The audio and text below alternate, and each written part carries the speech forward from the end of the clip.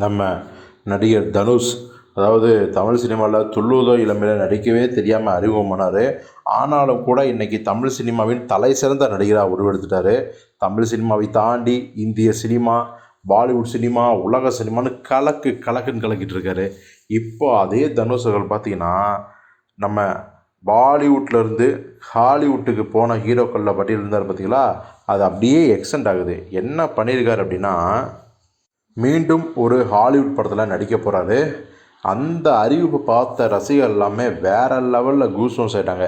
அப்படி என்ன ஸ்பெஷல் அந்த ஹாலிவுட் படத்தில் அப்படின்னா, கூட நடிக்கிற நடிகை யார் தெரியுமா? சிட்னி ஸ்வீனி அப்படிங்கிற லேட்டஸ்ட்டு ஹாலிவுட் இளம் புயல், இளம் கவர்ச்சிக்கண்ணின்னு சொல்லலாம். அவங்களோட படங்கள், பல படங்களை பார்த்து தமிழ் ரசிகர்களை மிரண்டு போயிருக்காங்க.